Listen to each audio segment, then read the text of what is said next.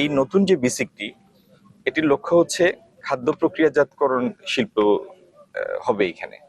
আমরা আপনাদের সামনে তো কথা বললাম, বেশ কয়েকজন উদ্যোক্তা তাদের ধারণাগুলি নিয়ে সামনে এগিয়ে এসেছেন এবং তারা ইনশাল্লাহ এই প্লটগুলি নিবেন, নতুন শিল্প স্থাপন করবেন। বেকারত্ব ঘোচানোর জন্য তো কাজ সৃষ্টি করতে হবে, কর্মসংস্থান, আর কর্মসংস্থান সৃষ্টির জন্য এই শিল্প কলকারখানা, নতুন বিনিয়োগ। তো এটার এই প্রক্রিয়া ইনশাল্লাহ এটি 50 একরের একটি শিল্প পার্ক, তার মানে 150 বিঘা, এবং প্লটের সংখ্যা হবে 251টি। তো ইনশাল্লাহ এখানে অনেকগুলি শিল্প গড়ে উঠবে। কেউ কেউ হয়তো 2টা 3টা 4টা প্লট নিয়ে এক একটা শিল্প করবেন। অনেকগুলি শিল্প গড়ে উঠবে এবং আমরা আশাবাদী যে বেশ কয়েক হাজার লোকের কর্মসংস্থান সৃষ্টি হবে। 25,000 লোকের কর্মসংস্থান সৃষ্টি হবে এইখানে, এই শিল্প পার্ক থেকে। এটি তো একটি পর্যায়ে। ঈদ আসবে, সাথে ক্যাশব্যাকও আসবে। নিজের বা প্রিয়জনের জন্য কেনাকাটায় এবারও নগদ পেমেন্টে পাচ্ছেন দারুণ ক্যাশব্যাক। তাই যাই কিনুন, পেমেন্ট করুন নগদে।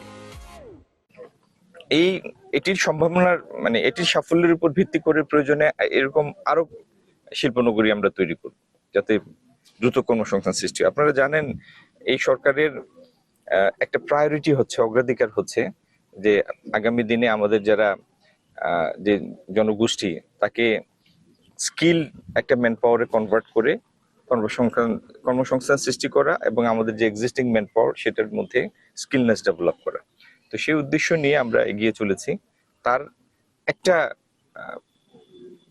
পর্যায়ে আজকের এখানে যে আমরা যেটি দেখতে এসেছি, শিল্প পার্ক, বেসিক শিল্পনগরী, সেটা এটারই ধারাবাহিকতায় একটা পর্যায়ে।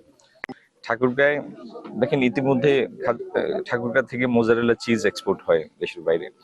এখানে চা বাগান হয়েছে। চা বাগানগুলি আগে কনসেন্ট্রেটেড ছিল সিলেট বিভাগের মধ্যে।